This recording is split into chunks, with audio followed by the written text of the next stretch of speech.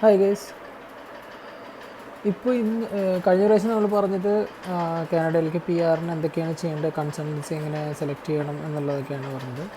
ഇപ്പോൾ ഇതിന്ന് പറയാൻ പോകണമെന്ന് പറഞ്ഞിട്ടുണ്ടെങ്കിൽ കുറച്ചൊരു ഡീറ്റെയിൽഡ് ആയിട്ട് ഫസ്റ്റ് സ്റ്റെപ്പ് എന്താണെന്ന് പറഞ്ഞുതരാം. അതായത് നമ്മൾ ഫസ്റ്റ് ഇപ്പോൾ എപ്പോഴായാലും ചെയ്യേണ്ടതെന്ന് പറഞ്ഞിട്ടുണ്ടെങ്കിൽ സ്റ്റാർട്ട് ചെയ്യുന്നത് നമ്മൾ ബെസ് എന്ന് പറയുന്ന അല്ലെങ്കിൽ എഡ്യൂക്കേഷണൽ ക്രെഡൻഷ്യൽ അസസ്മെൻറ്റ് എന്ന് പറഞ്ഞിട്ടുള്ളൊരു സ്റ്റെപ്പാണ് നമ്മൾ എപ്പോഴായാലും ചെയ്യേണ്ടത്. കാരണം അത് പി ആറിന് അപ്ലൈ ചെയ്യുന്നവർക്ക് എന്തായാലും ആവശ്യമുള്ള കാര്യമാണ്. അതിലെന്താണ് ചെയ്യുന്നത് എന്ന് വെച്ച് കഴിഞ്ഞാൽ നമ്മളിവിടുത്തെ കഴിഞ്ഞിട്ടുള്ള നമ്മളുടെ വിദ്യാഭ്യാസം, എഡ്യൂക്കേഷണൽ ക്വാളിഫിക്കേഷൻ നമ്മൾ എന്ത് കഴിഞ്ഞിട്ടുണ്ടോ ഇന്ത്യയിൽ, നമ്മളിപ്പോൾ കാനഡയിലല്ല പഠിച്ചിട്ടുള്ള, ഇന്ത്യയിലാണ് പഠിച്ചതെന്ന് വെച്ചിട്ടുണ്ടെങ്കിൽ കനേഡിയൻ ഗവൺമെൻറ്റിന് അറിയണം നമ്മളിവിടെ പഠിച്ചത് കറക്റ്റാണോ അതോ പഠിച്ചത് ഫേക്കാണോ അതോ ഒറിജിനൽ സർട്ടിഫിക്കറ്റ് ആണോ. മാത്രമല്ല നമ്മൾ പഠിച്ചിട്ടുള്ളത് ഇനി ഒറിജിനൽ ആണെങ്കിൽ പോലും നമ്മളുടെ എഡ്യൂക്കേഷൻ സിസ്റ്റവും കാനഡ ഗവൺമെൻറ് എഡ്യൂക്കേഷണൽ സിസ്റ്റവുമായിട്ട് ഒരുപാട് അന്തരമുണ്ട്, വ്യത്യാസമുണ്ട്. നമ്മളിപ്പോൾ ഇവിടെ പഠിക്കുന്ന MBA എന്ന് പറയുന്ന സാധനം എന്ന് പറയുന്നത് ചിലപ്പോൾ നമ്മളിവിടെ പഠിക്കുന്ന കോഴ്സുകൾ, അതിനകത്തുള്ള സബ്ജക്റ്റുകളൊക്കെ ഇപ്പോൾ യൂണിവേഴ്സിറ്റിക്ക് അനുസരിച്ച് ചിലപ്പോൾ അവിടെ നോക്കുകയാണെങ്കിൽ അത് പറയുന്നൊരു ഡിഗ്രിയുടെ ഇക്വലൻ്റേ ഉണ്ടാവുള്ളൂ. ഇപ്പോൾ കനഡിയൻ എഡ്യൂക്കേഷണൽ സിസ്റ്റത്തിനകത്ത് ചിലപ്പോൾ അവർ കൂടുതൽ പഠിപ്പിക്കുന്നുണ്ടായിരിക്കും, അതുകൊണ്ടായിരിക്കും വ്യത്യാസം. അപ്പോൾ നമ്മൾ ഫുള്ളായിട്ടുള്ള എല്ലാ സബ്ജക്റ്റുകളും കവർ ചെയ്ത് കാണില്ല. അങ്ങനെ അപ്പോൾ അവരത് ചെക്ക് ചെയ്യുന്നത് പറഞ്ഞിട്ടുണ്ടെങ്കിൽ നമ്മളുടെ വിദ്യാഭ്യാസം കാനഡയിലെ വിദ്യാഭ്യാസ സിസ്റ്റവുമായിട്ട് നോക്കുമ്പോൾ എത്രത്തോളം ഇക്വലൻ്റ് ആണ് നമ്മൾ പഠിച്ചിട്ടുള്ളത്, നമ്മളുടെ വിദ്യാഭ്യാസം അവിടുത്തെ രീതിയിൽ എത്രത്തിൻ്റെ അടുത്ത് നിൽക്കുന്നു എന്നുള്ളതാണ് നോക്കുന്നത്. സോ അതിനനുസരിച്ച് നമുക്ക് CRSനകത്ത് മാർക്കുകളുണ്ട്. നമ്മളിപ്പോൾ അതായത് നമുക്കിപ്പോൾ ഒരു ഡിഗ്രി ആണെങ്കിൽ അതിന് കുറച്ച് പോയിൻ്റ്, നമ്മൾ 2 ഡിഗ്രി പഠിച്ചിട്ടുണ്ടെങ്കിൽ അതിന് സെപ്പറേറ്റ് പോയിൻ്റ്, നമ്മൾ മാസ്റ്റേഴ്സ് കഴിഞ്ഞിട്ടുണ്ടെങ്കിൽ അതായത് കനഡിയൻ ഗവൺമെൻറ്റിനനുസരിച്ചിട്ട് അവർ കാൽക്കുലേറ്റ് ചെയ്തിട്ട് നമ്മൾ മാസ്റ്റേഴ്സ് അതിൻ്റെ അത്ര വിദ്യാഭ്യാസം നമുക്കുണ്ടെന്ന് പറയുകയാണെങ്കിൽ അതിന് കൂടുതൽ പോയിൻ്റ്, അങ്ങനെ കുറേ കാര്യങ്ങളുണ്ട്. അപ്പോൾ ഇത് നമ്മൾ ആദ്യം ചെക്ക് ചെയ്യണം. ഇത് ചെക്ക് ചെയ്യുന്നത് കനഡിയൻ ഗവൺമെൻറ് എന്താ ചെയ്യുന്നതെന്ന് വെച്ചിട്ടുണ്ടെങ്കിൽ അവർ തേർഡ് പാർട്ടീസ് ഒരു 3-4 പേര് അവർ അപ്പോയിൻറ്റ് ചെയ്തിട്ടുണ്ട് ഈ ഇക്വലൻസി ചെയ്യാൻ വേണ്ടിയിട്ട്. ഇപ്പോൾ നമ്മളിപ്പോൾ അറബ് കൺട്രീസിലേക്കൊക്കെ പോകുകയാണെങ്കിൽ വേറെ അറ്റസ്റ്റേഷൻ, എഡ്യൂക്കേഷൻ അറ്റസ്റ്റേഷൻ എന്നൊക്കെ പറഞ്ഞിട്ട് വേറെ സംഭവങ്ങളില്ല. അതുപോലെ കനഡിയൻ ഗവൺമെൻറ് അപ്പോയിൻറ്റ് ചെയ്തിട്ടുള്ള കുറച്ച് ഇതുണ്ട്, ഐക്കാസ്, ബെസ് എന്ന് പറയുന്ന കുറേ തേർഡ് പാർട്ടി ഓർഗനൈസേഷൻ അല്ലെങ്കിൽ വെൻഡേഴ്സിനെ അവർ വെച്ചിട്ടുണ്ട് ഇതൊക്കെ ചെയ്യാൻ വേണ്ടിയിട്ട്. ഇത് എഡ്യൂക്കേഷണൽ ക്രെഡൻഷ്യൽസ് അത് അവർ ചെയ്ത് കഴിഞ്ഞിട്ടുണ്ടെങ്കിൽ അത് കനഡിയൻ ഗവൺമെൻറ്റിന് വിശ്വാസമുള്ളവരാണ്, അത് അവരുടെ ഇതൊക്കെ ഉണ്ടായിരിക്കും, ചിലപ്പോൾ അപ്രൂവൽസ് അങ്ങനെയൊക്കെ ഉണ്ടായിരിക്കും. സോ അവർ ചെയ്യുന്ന സർട്ടിഫിക്കറ്റിന് കനഡിയൻ ഗവൺമെൻറ് വാലിഡാണ്, അവർ തരുന്ന സർട്ടിഫിക്കറ്റ് വാലിഡാണ്. സോ അതിനായിട്ട് ആദ്യം ചെയ്യേണ്ടത് പറഞ്ഞാൽ ഞാൻ ചെയ്തത് ബെസ്സിനകത്താണ് ചെയ്തത്. ബെസ് എന്ന് പറഞ്ഞാൽ വേൾഡ് എഡ്യൂക്കേഷണൽ സർവീസസ് എന്ന് പറയുന്ന ഇതിനകത്താണ് ഞാൻ എൻ്റെ എഡ്യൂക്കേഷണൽ ക്രെഡൻഷ്യൽ അസസ്മെൻറ്റ് ചെയ്തത്. എഡ്യൂക്കേഷണൽ ക്രെഡൻഷ്യൽ അസസ്മെൻറ്റ് എല്ലാവരും പറയുന്ന പേരാണ് ECA. അതുപോലെ വേൾഡ് എഡ്യൂക്കേഷണൽ സർവീസസ് വെൻഡറിന് പറയുന്ന പേരാണ് ബെസ് എന്ന് പറയുന്നത്. സോ നമ്മൾ ഇനി പറയുമ്പോൾ നമ്മളിപ്പോഴും ECA അല്ലെങ്കിൽ ബെസ് എന്ന് മാത്രമേ പറയുള്ളൂ. സാധാരണ സംസാരിക്കുമ്പോൾ ഇതിനെ പറ്റി പറയുന്നവർ സംസാരിക്കുമ്പോൾ ഇങ്ങനെ പറയുള്ളൂ. സോ ECA ചെയ്യാനായിട്ട് നമ്മൾ ആദ്യം ഇപ്പോൾ ബെസ്സിലാണ് ചെയ്യുന്നതെന്ന് പറഞ്ഞിട്ടുണ്ടെങ്കിൽ ഇപ്പോൾ പല കൺസൾട്ടൻസികളും ചാർജ് ചെയ്യുന്നത് നമ്മൾക്കിപ്പോൾ 1 ലക്ഷം അല്ലെങ്കിൽ 1.5 ലക്ഷം അവർ കൺസൾട്ടൻസി ഫീ പറയുമ്പോൾ അവർ ഓഫർ ചെയ്യുന്ന കാര്യങ്ങൾ അതിനകത്ത് പറയുന്നതാണ് ഞങ്ങൾ ECA ചെയ്തു തരുന്നു, അല്ലെങ്കിൽ നമ്മൾ IELTS ചെയ്തു തരുന്നു എന്നുള്ളതൊക്കെയാണ്. നമ്മൾ മനസ്സിലാക്കേണ്ട ഒരു കാര്യം എന്ന് പറഞ്ഞാൽ കൺസൾട്ടൻസിക്ക് ഒരിക്കലും ECA അല്ലെങ്കിൽ IELTS ചെയ്യാൻ പറ്റില്ല. IELTS എഴുതണമെങ്കിൽ നമ്മൾ തന്നെ പഠിച്ച് നമ്മൾ തന്നെ പരീക്ഷ എഴുതിയാൽ നമുക്ക് മാർക്ക് കിട്ടിയാൽ ഇത് ചെയ്യാൻ പറ്റുള്ളൂ, അല്ലാതെ അവർക്ക് അതിനകത്ത് പ്രത്യേകിച്ചൊന്നുമില്ല. അവർ ചിലപ്പോൾ ഓൺലൈൻ മെറ്റീരിയൽസ് എന്തെങ്കിലുമൊക്കെ തരുമായിരിക്കും, അതൊക്കെ പബ്ലിക് ഡൊമൈനിൽ അവൈലബിൾ ആണ്, നമ്മൾ നോക്കിയാലും കിട്ടാവുന്ന കാര്യമുള്ളൂ, നമ്മൾ നെറ്റിൽ സെർച്ച് ചെയ്താൽ കിട്ടുന്ന സാധനങ്ങളൊക്കെ തന്നെ അവരും തരുന്നുള്ളൂ. അപ്പോൾ ECA ചെയ്യുന്നത് പറഞ്ഞിട്ടുണ്ടെങ്കിൽ അവർ ചെയ്തു തരിക എന്ന് പറയുന്നത് മാക്സിമം ചെയ്തു തരുന്നത് ഒരു അക്കൗണ്ട് ക്രിയേറ്റ് ചെയ്യലാണ്. ഈ അക്കൗണ്ട് ക്രിയേറ്റ് ചെയ്യാൻ ഒരു 5 മിനിറ്റിനേക്കാൾ കൂടുതൽ എടുക്കില്ല, വെറും 5 മിനിറ്റാണ് നമുക്ക് ഒരു അക്കൗണ്ട് ക്രിയേറ്റ് ചെയ്യാൻ. അതായത് നമ്മളിപ്പോൾ ഒരു ഫേസ്ബുക്കിൽ ഒരു അക്കൗണ്ട് ക്രിയേറ്റ് ചെയ്യുന്നതിനേക്കാൾ ഇന്നതുപോലെയോ അല്ലെങ്കിൽ നൗക്രിയിൽ ഒരു അക്കൗണ്ട് ക്രിയേറ്റ് ചെയ്യുന്ന പോലെയോ അത്രത്തോളം തന്നെ ബുദ്ധിമുട്ടേ ഉള്ളൂ ബെസ്സിനകത്തൊരു അക്കൗണ്ട് ക്രിയേറ്റ് ചെയ്യണം. നമ്മുടെ പേര് കൊടുക്കുന്നു, എഡ്യൂക്കേഷണൽ ക്രെഡൻഷ്യൽ എന്തൊക്കെയാണ് കൊടുക്കുന്നു, അതുപോലെ നമ്മൾ പഠിച്ചിട്ടുള്ളത്, പാസ്പോർട്ട് നമ്പർ, ഇങ്ങനത്തെ കാര്യങ്ങൾ കൊടുക്കുന്നു, ഇത്രയും നമ്മൾ ചെയ്യുന്നുള്ളൂ. ഈ ബെസ് പ്രോസസ്സ് അപ്പോൾ സ്റ്റാർട്ട് ചെയ്യുമ്പോൾ നമ്മൾ ആദ്യം ബെസ്സിനകത്ത് പോയിട്ട് ഒരു അക്കൗണ്ട് ക്രിയേറ്റ് ചെയ്യണം. ഒരു കാര്യം നോക്കേണ്ടതെന്ന് പറഞ്ഞിട്ടുണ്ടെങ്കിൽ ബെസ്സിന് ന്യൂയോർക്കിലും ഉണ്ട് ഓഫീസ്, കാനഡയിലും ഉണ്ട് ഓഫീസ്. കാനഡയിലുള്ള ഓഫീസിലാണ് അവർ കനഡിയൻ മൈഗ്രേഷൻ ചെയ്യുന്നത്, ന്യൂയോർക്കിലുള്ള ഓഫീസ് ചെയ്യുന്ന ഒരു US മൈഗ്രേഷനുള്ള കാര്യങ്ങളാണ് ചെയ്യുന്നത്. സോ നമ്മൾ കാനഡ ആയതുകൊണ്ട് നമ്മൾ കനഡിയൻ ഓഫീസാണോ അവർ ബെസ് സൈറ്റിനകത്ത് നമ്മൾ അപ്ലൈ ചെയ്യുന്നത് എന്നുള്ളത് നമ്മൾ ഫസ്റ്റ് ഒരു പ്രിലിമിനറി ചെക്ക് ചെയ്യണം. പലയിടത്തും ഞാൻ കണ്ടിട്ടുള്ളത് പലരും തെറ്റിക്കുന്നൊരു കാര്യം എന്ന് പറഞ്ഞിട്ടുണ്ടെങ്കിൽ കനേഡിയൻ ഗവൺമെൻറ് വെബ്സൈറ്റിൽ പോയി പൈസ കൊടുക്കുന്നതിന് പകരം US കൊടുക്കുക, അല്ലെങ്കിൽ പൈസ കൊടുക്കുന്നില്ലെങ്കിൽ പോലും അവരുടെ ഫോം അല്ലെങ്കിൽ ഫില്ല് ചെയ്യുന്നത് അക്കൗണ്ട് ക്രിയേറ്റ് ചെയ്യുന്നതൊക്കെ US ചെയ്തു എന്നിട്ട് കാനഡയ്ക്ക് അയച്ചു അങ്ങനെ പറഞ്ഞിട്ട് പിന്നെ നമ്മൾ വെസ്സിന് പോയി ഇല്ല നമ്മൾ തെറ്റിപ്പോയി അങ്ങോട്ട് അയച്ചിട്ടില്ല എന്നൊക്കെ പറയുന്നതിനേക്കാൾ ബെറ്റർ നമ്മളത് മുമ്പ് തന്നെ നമുക്ക് മനസ്സിലായിട്ടുണ്ടെങ്കിൽ ഇത് ഓക്കെ കാനഡ വെസ്സിലാണ് നമ്മൾ ചെയ്യേണ്ടത്, കാനഡ വെസ്സിൻ്റെ ഫോമാണ് നമ്മൾ ഡൗൺലോഡ് ചെയ്യേണ്ടത്, ഇതൊക്കെ നമുക്കറിയാം. ഇപ്പോൾ ഞാൻ ചെയ്ത ECA ഞാൻ പഠിച്ചത് മഹാത്മാഗാന്ധി യൂണിവേഴ്സിറ്റി കോട്ടയമാണ്. അപ്പോൾ കോട്ടയത്ത് എങ്ങനെ ചെയ്യേണ്ടതെന്നുള്ളത് എനിക്കറിയാം. സോ ഞാൻ അത് പറഞ്ഞുതരാം. ഓൾമോസ്റ്റ് എല്ലായിടത്തിനും ഇത് ഒരുപോലെയൊക്കെ തന്നെ ആയിരിക്കും, ചെറിയ ചെറിയ വ്യത്യാസങ്ങൾ, ഫീലുള്ള വ്യത്യാസങ്ങളൊക്കെ ഉള്ളൂ. പക്ഷേ ചെയ്യുന്നതെല്ലാം നമുക്ക് എൻഡ് പ്രൊഡക്റ്റ് എന്ന് പറയുന്നത് നമുക്ക് ആ ECA റിപ്പോർട്ടാണ്, വെസ് വരുന്ന ECA റിപ്പോർട്ടാണ്. സോ അതിനുള്ള മെത്തേഡ് എന്ന് പറയുന്നത് എപ്പോഴും സെയിമാണ്. ഫസ്റ്റ് നമ്മൾ അക്കൗണ്ട് ക്രിയേറ്റ് ചെയ്യുന്നു, വെസ്സിനകത്ത് ഒരു അക്കൗണ്ട് ക്രിയേറ്റ് ചെയ്യുന്നു. അക്കൗണ്ട് ക്രിയേറ്റ് ചെയ്യുമ്പോൾ നമ്മൾ പേയ്മെൻറ്റ് നടത്തണം. സോ ഓൾമോസ്റ്റ് ഒരു 285 CAD ആണെന്നാണ് എൻ്റെ ഓർമ്മ നമുക്ക് ചിലവ് വരുന്നത്. പിന്നെ അതിനകത്ത് വെസ്സിനകത്ത് നമ്മൾ പേയ്മെൻറ്റ് നടത്തുമ്പോൾ ചോദിക്കുന്ന 2-3 ചോദ്യങ്ങളുണ്ട്. അത് നമ്മൾ ഓപ്റ്റ് ചെയ്യണോ വേണ്ടയോ എന്നുള്ളതാണ് അതിനകത്തുള്ളൊരു കാര്യം. അതായത് വെസ്സിനകത്ത് അവർ നമ്മളടുത്ത് ചോദിക്കും ഇൻ്റർനാഷണൽ കൊറിയർ നമുക്ക് വേണോ എന്ന് ചോദിക്കും. അതിനകത്ത് അവർ ചാർജ് ചെയ്യുന്നത് $85. $85 എന്ന് പറയുമ്പോൾ ഇന്ത്യൻ റുപ്പീസിൽ നോക്കുകയാണെങ്കിൽ ഒരു 4,500 റുപ്പീസ് അല്ലെങ്കിൽ 4,000 റുപ്പീസൊക്കെ ഏതാണ്ട് വരും. 50 റുപ്പീസാണ് ബേസിക്കലി 50 റുപ്പീസാണെന്ന് കൂട്ടുവാണെങ്കിൽ 55 ഒക്കെയാണെന്ന് നമുക്ക് കനേഡിയൻ ഡോളർ. സോ അപ്പോൾ നമുക്ക് ആവശ്യമുണ്ട്. ഇൻ്റർനാഷണൽ കൊറിയറിന് കൊണ്ടുള്ള ഒരു ഗുണമെന്ന് പറഞ്ഞാൽ അവർ നമുക്ക് അവസാനം റിപ്പോർട്ട് അയക്കുമ്പോൾ നമുക്കത് ട്രാക്ക് ചെയ്യാൻ പറ്റുന്നു, അതിനൊരു റെഫറൻസ് നമ്പർ ഉണ്ടാവും എന്നുള്ളതാണ് അവർ പറയുന്നൊരു ഗുണം. പക്ഷെ നമുക്ക് ശരിക്കും ഈ റിപ്പോർട്ട് നമുക്ക് ഹാർഡ് കോപ്പി തന്നെ ആവശ്യമില്ല. നമുക്ക് റിപ്പോർട്ട് വരുമ്പോൾ തന്നെ നമുക്കത് PDF കോപ്പി ഡൗൺലോഡ് ചെയ്യാനുള്ള ഓപ്ഷൻ ഉണ്ട് വെസ്സിനകത്ത്. നമ്മുടെ റിപ്പോർട്ട് റെഡി ആയി കഴിയുമ്പോൾ നമുക്ക് വെറുതെ ക്ലിക്ക് ചെയ്ത് ഡൗൺലോഡ് ചെയ്തെടുക്കാം, അക്കൗണ്ടിനകത്ത് ഡൗൺലോഡ് ചെയ്തെടുക്കാം. സോ അത് തന്നെ നമുക്ക് മോർ ദാൻ ഇനഫാണ് നമ്മുടെ ഇത്. ഇനി കൂടാതെ അവർ നമുക്കൊരു ഹാർഡ് കോപ്പി അയക്കുന്നുണ്ട്. അതായത് സ്റ്റാൻഡേർഡ് പോസ്റ്റിനകത്ത് നമുക്ക് നോർമൽ നമ്മുടെ ഇന്ത്യ പോസ്റ്റിനകത്ത് അവർ വരും. പക്ഷേ എന്താണെന്ന് വെച്ചിട്ടുണ്ടെങ്കിൽ കുറച്ച് കാലതാമസം ഉണ്ടാവും. ഇത് ഇപ്പോൾ ഒരാഴ്ച 2 ആഴ്ച എടുക്കും. എനിക്ക് ഒരാഴ്ച കൊണ്ടോ 2 ആഴ്ച കൊണ്ടോ കിട്ടി. നമുക്ക് നോർമൽ പോസ്റ്റ് വരും, നമുക്ക് ട്രാക്ക് ചെയ്യാനൊന്നും പറ്റില്ല. വരുമ്പോൾ അറിയും ഇത് വന്നിട്ടുണ്ടെന്ന് അറിയാത്രേ ഉള്ളൂ. പക്ഷേ നമുക്ക് ആ തരുന്ന സാധനവും നമുക്ക് കൊണ്ടുതരുന്ന PDF കോപ്പിയും സെയിം ആണ്. ഈ സോഫ്റ്റ് കോപ്പി തന്നെ മതി. കൂടാതെ വെസ് എങ്ങനെയായാലും മാൻഡേറ്ററി ആയിട്ട് വെസ് നമ്മുടെ ഒരു എഡ്യൂക്കേഷൻ അസസ്മെൻറ്റ് ചെയ്ത് കഴിയുമ്പോൾ അവർ ഓൾറെഡി കനേഡിയൻ എംബസിക്ക് അവരിതിൻ്റെ ഒരു കോപ്പി അയക്കുന്നുണ്ട്. അതായത് IRCCക്ക് അവർ കോപ്പി അയക്കുന്നുണ്ട്.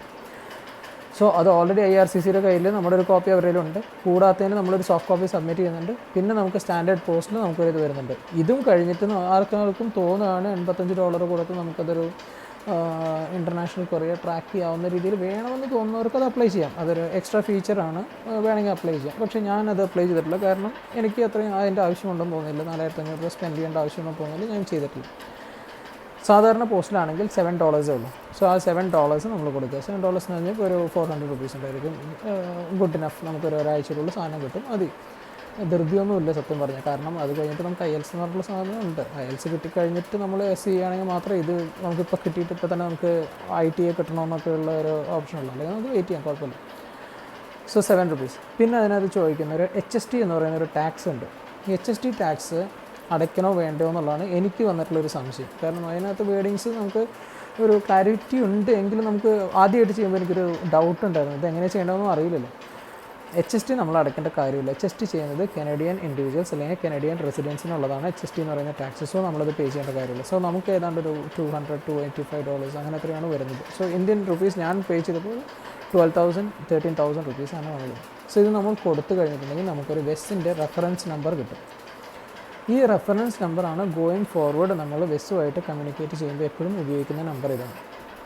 ഇത് കഴിഞ്ഞിട്ടുണ്ടെങ്കിൽ ഇപ്പോൾ MG യൂണിവേഴ്സിറ്റിയിലാണ് ആരെങ്കിലും ചെയ്യുന്നതെന്ന് വെച്ചിട്ടുണ്ടെങ്കിൽ ചെയ്യേണ്ട കാര്യം എന്ന് പറഞ്ഞിട്ടുണ്ടെങ്കിൽ നിങ്ങൾ 10th മുതൽ നിങ്ങളുടെ എഡ്യൂക്കേഷൻ്റെ എല്ലാ സർട്ടിഫിക്കറ്റുകളും മാർക്ക് ലിസ്റ്റ്, പ്രൊവിഷണൽ, അങ്ങനെ 10th certificate, 12th certificate, all the mark list, degree certificate, പിന്നെ പ്രൊവിഷണൽ സർട്ടിഫിക്കറ്റ്, ഇതെല്ലാം എടുക്കുക. ഇതെല്ലാം കയ്യിൽ വയ്ക്കുക.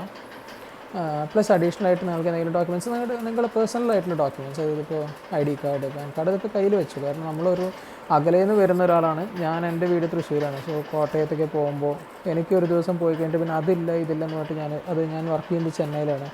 ഇവിടുന്ന് അതിനായിട്ട് നാട്ടിൽ വന്ന് പിന്നെ അവിടെ പോയിട്ടില്ല ഒരു സർട്ടിഫിക്കറ്റ് കൊണ്ടുവരണം എന്നൊക്കെ പറഞ്ഞിട്ട് തിരിച്ച് വന്നിട്ട് പോകുകയെന്ന് പറയുന്നത് എളുപ്പമല്ല. അതുകൊണ്ട് നിങ്ങളെ സംബന്ധിക്കുന്ന എല്ലാ ഡോക്യുമെൻറ്റ്സും നിങ്ങൾ കയ്യിൽ വെച്ചിട്ട് അവിടോട്ട് പോവുകയാണെങ്കിൽ നിങ്ങൾക്ക് ഒരു ദിവസം കൊണ്ട് തന്നെ പിന്നെ എന്തെങ്കിലും ആവശ്യത്തിന് വേറെ എന്തെങ്കിലും വെരിഫിക്കേഷൻ ആയിട്ട് സാധനങ്ങൾ വേണമെന്ന് പറഞ്ഞു കഴിഞ്ഞാൽ തിരിച്ചു പോകുന്ന ബുദ്ധിമുട്ടുകളൊക്കെ ഒഴിവാക്കാം.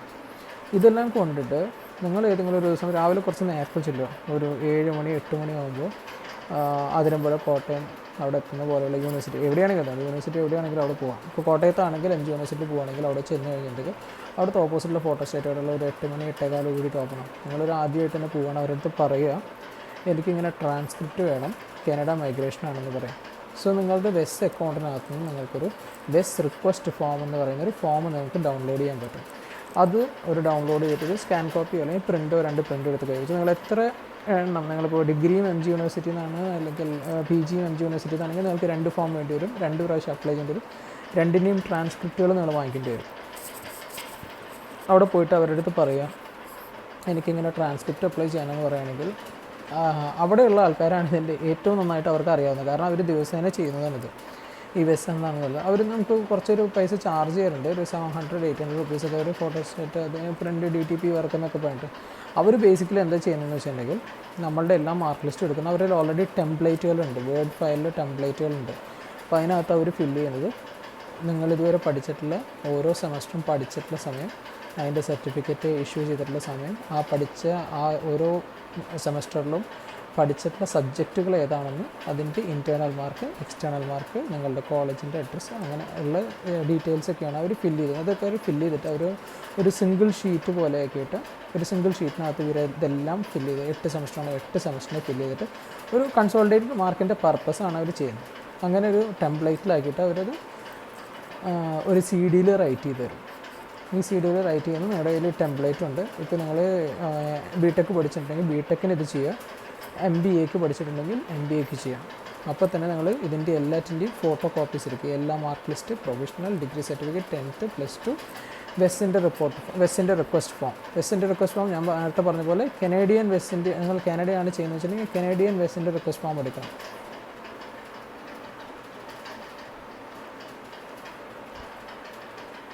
സോ കനേഡിയൻ വെസ്സിൻ്റെ റിക്വസ്റ്റ് ഫോം എടുക്കുക.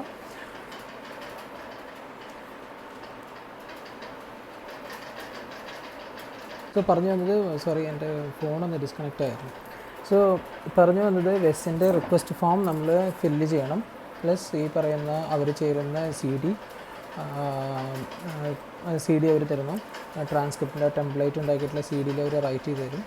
പ്ലസ് നമ്മളുടെ ഇത് മാർക്ക് ലിസ്റ്റുകൾ, professional certificate, degree certificate, 10th, +2 ഇതെല്ലാം നിങ്ങൾ വെക്കണം. ഇത് കഴിഞ്ഞിട്ട് നിങ്ങൾ ഒരു ക്രെഡിറ്റ് കാർഡ് നിങ്ങൾ കയ്യിൽ കരുതുക, അല്ലെങ്കിൽ ഡെബിറ്റ് കാർഡ് കയ്യിൽ കരുതിയിട്ടുണ്ടെങ്കിൽ അവിടുന്ന് തന്നെ നമുക്കതിൻ്റെ ചലാൻ നമുക്ക് ഈ ഫോട്ടോസ്റ്റാറ്റ് തന്നെ ഓൺലൈനായിട്ട് നമുക്ക് അടയ്ക്കാൻ പറ്റും. സോ നിങ്ങൾ ഇതിന് പകരം എന്താണ് നമ്മൾ MG യൂണിവേഴ്സിറ്റിയുടെ നമ്മുടെ കൗണ്ടറിൽ പോയി നിന്ന് ചലാൻ എടുത്ത് അടയ്ക്കുന്നതിന് പകരം നിങ്ങൾ ഈ പേയ്മെൻറ്റ് നടത്തുക, പേയ്മെൻറ്റിൻ്റെ കോപ്പി വയ്ക്കുക. അവരുടെ തന്നെ ചലാൻ ഫോമും അവർ തന്നെ തരും, നമ്മൾ ഫോട്ടോസ്റ്റാറ്റുകളുടെ എല്ലാം തന്നെ തരും. അപ്പോൾ ചലാൻ ഫില്ല് ചെയ്ത് അതിൻ്റെ കൂടുതൽ ഒരു പേയ്മെൻറ്റ് കോപ്പി വയ്ക്കുന്നു. ഈ സാധനങ്ങളെല്ലാം പിൻ ചെയ്ത് നമ്മൾ കറക്റ്റായിട്ട് വയ്ക്കുക. അല്ല കുറേ സൈനൊക്കെ ഇടാണ്ട്, വെസ്റ്റ് ഫോമിനകത്തൊക്കെ സൈൻ ചെയ്യേണ്ടത്, അതുപോലെ പലയിടത്തും സൈൻ ചെയ്യേണ്ടതൊക്കെ അവർ പറഞ്ഞു തരും. ഫോട്ടോസ്റ്റാറ്റ് കൊടുക്കാറ് നിങ്ങൾക്ക് എല്ലാം സാധനം നിങ്ങൾ ക്രെഡിറ്റ് കാർഡും നിങ്ങളുടെ സർട്ടിഫിക്കറ്റുകളും വെസ്സിൻ്റെ റിക്വസ്റ്റ് ഫോം മാത്രം കൊണ്ട് ചെല്ലുവാണെങ്കിൽ അവർ ബാക്കിയുള്ള എല്ലാ പ്രൊസീജിയറും പറഞ്ഞുതരും. സോ അത് കുറച്ച് നേരം എടുക്കുന്ന പരിപാടിയാണ്, കാരണം അവർക്കത് DTP ചെയ്ത് അവർ ചെയ്ത് തരുവാണെങ്കിൽ അവർ നിങ്ങൾക്ക് ചെക്ക് ചെയ്യാൻ തരും. അതായത് ടെംപ്ലേറ്റ് അവർ പ്രിൻ്റ് എടുത്തിട്ട് ചെക്ക് ചെയ്യാൻ തരും. അപ്പോൾ ഒരു കാര്യം ശ്രദ്ധിക്കണം, നിങ്ങൾ പഠിച്ചിട്ടുള്ള എല്ലാ സബ്ജക്റ്റുകളും കറക്റ്റാണോ, അതുപോലെ ഇൻറ്റേർണലിൻ്റെ മാർക്കുകൾ, എക്സ്റ്റേണൽ മാർക്കുകൾ, സപ്ലിമെൻ്ററി എക്സാംസ്, ഈ പറയുന്ന എല്ലാറ്റിൻ്റെയും രജിസ്ട്രേഷൻ നമ്പറുകൾ, സപ്ലികളുണ്ടെങ്കിൽ വേറെ രജിസ്ട്രേഷൻ നമ്പർ വരും, ഇതെല്ലാം കറക്റ്റാണോ നോക്കണം. കാരണം നമ്മുടെ MG യൂണിവേഴ്സിറ്റിയാണ് ആൾക്കാർ, അവിടെ നിങ്ങൾ എന്തെങ്കിലും ഒരു ചെറിയൊരു മിസ്റ്റേക്ക് വന്നു പറഞ്ഞിട്ട് പിന്നെ തിരുത്താൻ പോയി കഴിഞ്ഞാൽ പിന്നെ ഇതിനേക്കാൾ കൂടുതൽ സമയം എടുക്കും. സാധാരണ രീതിയിൽ നിങ്ങളെല്ലാം കറക്റ്റായിട്ട് കൊടുത്താൽ ഒരു സമയം എടുക്കും, അതാണ് MG യൂണിവേഴ്സിറ്റി. സോ ഇതെല്ലാം നമ്മളൊന്ന് കറക്റ്റായിട്ട് ചെക്ക് ചെയ്യാം. ചെക്ക് ചെയ്ത് കഴിഞ്ഞിട്ട് നിങ്ങളിത് ഇതെല്ലാം കൊണ്ടുപോയിട്ട് നിങ്ങളിപ്പോൾ 2 എണ്ണം ഉണ്ടെങ്കിൽ ഇതുപോലെ 2 സെറ്റ് ചെയ്യണം. ഇത് BTech പഠിച്ചിട്ടുണ്ടെങ്കിൽ BTechന് ഒരു പ്രാവശ്യം ചെയ്യണം. ഇതിന് ഞാൻ ചെയ്യുമ്പോൾ ഇതിൻ്റെ ഫീ പറഞ്ഞുതരാം. ഫീ എന്ന് പറഞ്ഞത് 2000 രൂപയാണ് ട്രാൻസ്ക്രിപ്റ്റിന് യൂണിവേഴ്സിറ്റിയുടെ ചാർജ്. പ്ലസ് യൂണിവേഴ്സിറ്റി തന്നെ നേരെ വെസ്സിന് അയക്കണം എന്നാണ് ഇതിൻ്റെ പ്രോസസ്സ്. ഇത് യൂണിവേഴ്സിറ്റിയാണ് അയക്കേണ്ടത്, നിങ്ങളത് തൊടാൻ പാടില്ല, നിങ്ങൾക്കത് കാണാൻ പോലും കിട്ടില്ല ശരിക്കും പറഞ്ഞാൽ. അപ്പോൾ യൂണിവേഴ്സിറ്റി നേരെ അവർക്ക് അയച്ചാലേ അത് വാലിഡ് ആവുള്ളൂ. നിങ്ങളത് ടാമ്പർ ചെയ്യുക, നിങ്ങളത് തുറന്നു നോക്കുക, അങ്ങനത്തെ പരിപാടികളൊക്കെ ചെയ്ത് കഴിഞ്ഞിട്ടുണ്ടെങ്കിൽ അത് ആരും ഇൻ്റർഫിയർ ചെയ്തതാണ്, അത് അവർ അക്സെപ്റ്റ് ചെയ്യില്ല. സോ യൂണിവേഴ്സിറ്റി അവർ നേരിട്ട് അയക്കാനാണെങ്കിൽ അവർ ചാർജ് ചെയ്യുന്നത് 400 രൂപ. അപ്പോൾ ഒരു സെറ്റ് ചെയ്യാൻ ഓൾമോസ്റ്റ് ഒരു 2400 രൂപ അവരുടെ ചാർജ് വരും. പ്ലസ് ഒരു 10-700 രൂപ അല്ലെങ്കിൽ 700 രൂപയുടെ അടുത്ത് നമ്മുടെ ഫോട്ടോസ്റ്റാറ്റ് കടയിൽ ഏതാണ്ടൊക്കെ അവർ ചാർജ് ചെയ്യാറുണ്ട്. ഇത് പല പ്രിൻ്റ് ഔട്ടും പല ഇതൊക്കെ ആയിട്ട് ചെയ്യാനുള്ളതിന് ഇത്രയും ചാർജ് ചെയ്യാറുണ്ട്. സോ ഇത്രയും പൈസ കൊടുത്തു കഴിഞ്ഞാൽ നിങ്ങളിതെല്ലാം കൂടെ പിൻ ചെയ്ത് കൊണ്ടുപോയിട്ട് പരീക്ഷാ ഭവൻ, അതായത് കോട്ടയത്ത് MG യൂണിവേഴ്സിറ്റി പരീക്ഷാ ഭവനിൽ കൊണ്ടുപോയിട്ട് കൊടുത്തു കഴിഞ്ഞാൽ അവർ പറയും, അവർ ജസ്റ്റ് ചെക്ക് ചെയ്യും. ഒന്നുകിൽ അവർ പരീക്ഷാ ഭവനിൽ ഇതിനകത്ത് വാങ്ങി വയ്ക്കും, അല്ലെങ്കിൽ അവർ പറയും അവരൊരു ചലാൻ നമ്പർ ഇട്ടിട്ട് ഒരു റെസിപ്റ്റ് നമ്പർ ഇട്ട് എന്നിട്ട് അവർ പറയും ഇന്ന സെക്ഷനിൽ കൊടുക്കാൻ പറയും. കൊടുത്തു കഴിഞ്ഞിട്ടുണ്ടെങ്കിൽ നിങ്ങളുടെ ഭാഗത്ത് നിന്ന് ശരിക്കും പറഞ്ഞാൽ ചെയ്യേണ്ടതായിട്ടുള്ള യൂണിവേഴ്സിറ്റിയിൽ നിങ്ങൾ ചെയ്യേണ്ടതായിട്ടുള്ള കാര്യങ്ങൾ കഴിഞ്ഞു.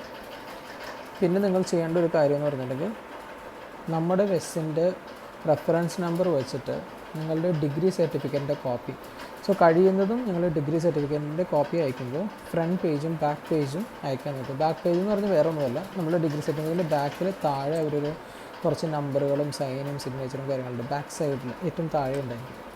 സോ അതും കൂടെ വെക്കാൻ വേണ്ടിയിട്ട് അതൊരു ഡിഗ്രി സർട്ടിഫിക്കറ്റ് പോലെ തന്നെ back and front and back photo copy എടുത്തിട്ട് ചുമ്മാ വെറും ഫ്രണ്ട് ആൻഡ് ബാക്ക് കോപ്പി എടുത്ത് വെസ്സിൻ്റെ റെഫറൻസ് വെച്ചിട്ട് നിങ്ങൾ കാനഡ വെസ്സിൻ്റെ അഡ്രസ്സിലേക്ക് ചുമ്മാ അയച്ചു കൊടുക്കും. അത് നമ്മൾ സാധാരണ ഒന്നും ചെയ്യേണ്ട, വെറുതെ ഒന്നും ചെയ്യാതെ വെറും ഫോട്ടോ കോപ്പി മാത്രം അയച്ചു കൊടുക്കുക. അത് വെസ്സിൻ്റെ ഫോമിനകത്ത് തന്നെ സൈറ്റിനകത്ത് തന്നെ പറഞ്ഞിട്ടുണ്ട് നമ്മൾ ചെയ്യേണ്ട കാര്യങ്ങൾ എന്താണ്, യൂണിവേഴ്സിറ്റി ചെയ്യേണ്ട കാര്യങ്ങളെന്ന് പറഞ്ഞിട്ട്. സോ അത് നിങ്ങൾ അയച്ചു കൊടുക്കും. സോ നോർമൽ പോസ്റ്റിൽ അയക്കുകയാണെങ്കിൽ ഒരു 100 രൂപയോ 130 രൂപ എടുക്കും.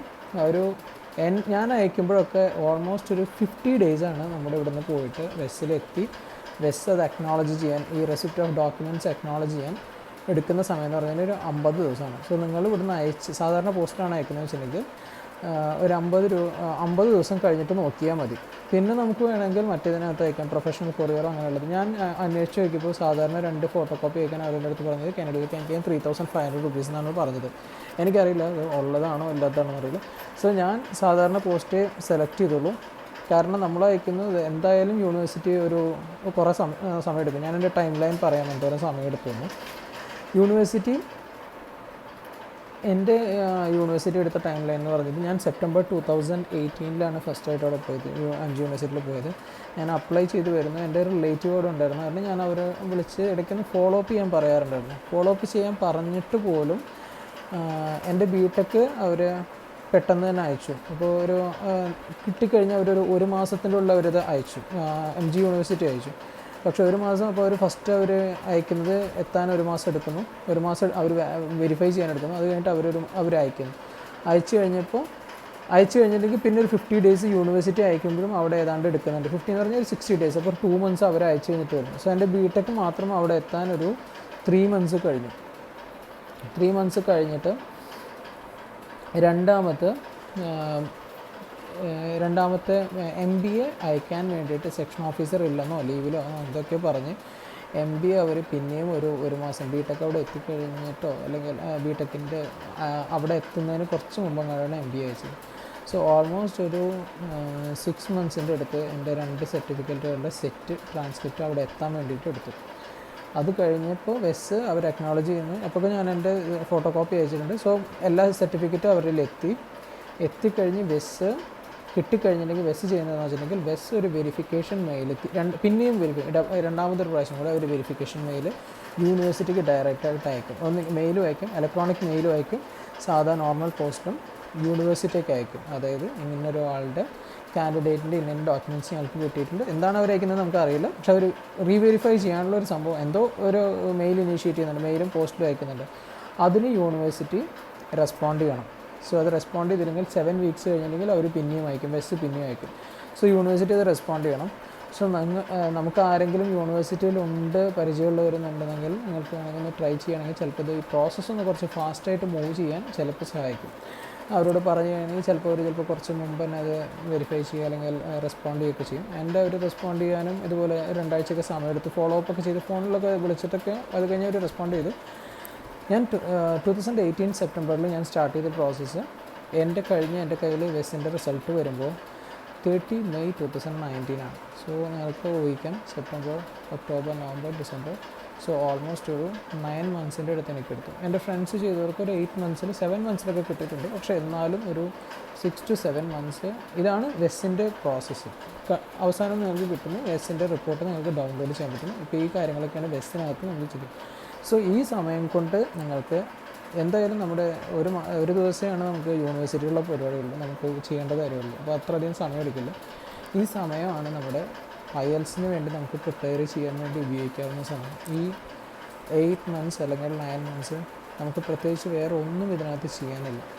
നമുക്ക് ചെയ്യാനുള്ളതെന്ന് പറഞ്ഞിട്ടുണ്ടെങ്കിൽ ഈ IELTS കിട്ടുന്നത് വരെ നമുക്ക് പ്രത്യേകിച്ച് കാര്യങ്ങളൊന്നും ചെയ്യാമല്ലോ. പിന്നെ ചെയ്യാൻ പറ്റാവുന്ന കുറച്ച് കാര്യങ്ങളുണ്ട്, അത് ഞാൻ പറഞ്ഞുതരാം. അതായത് കുറച്ച് ഡോക്യുമെൻറ്റേഷൻ്റെ കാര്യമാണ്. അത് IELTS കിട്ടുവാണെങ്കിൽ നമുക്ക് വേണ്ടി വരാവുന്ന ചില ഡോക്യുമെൻറ്റ്സ്, നിങ്ങൾ വർക്ക് ചെയ്യുന്ന ഒരാളാണെങ്കിൽ നമുക്ക് ആവശ്യമുള്ള കുറേ ഡോക്യുമെൻറ്റ്സിൻ്റെ ലിസ്റ്റുണ്ട്. ആ സാധനങ്ങളൊക്കെ നമുക്ക് ഈ സമയത്ത് വേണമെങ്കിൽ അറേഞ്ച് ചെയ്യാൻ പറ്റും. ഞാൻ ഡീറ്റെയിൽ ആയിട്ട് കഴിഞ്ഞിട്ട് പറഞ്ഞുതരാം. സോ ഇതാണ് വെസ്സിൻ്റെ പ്രോസസ്സ്.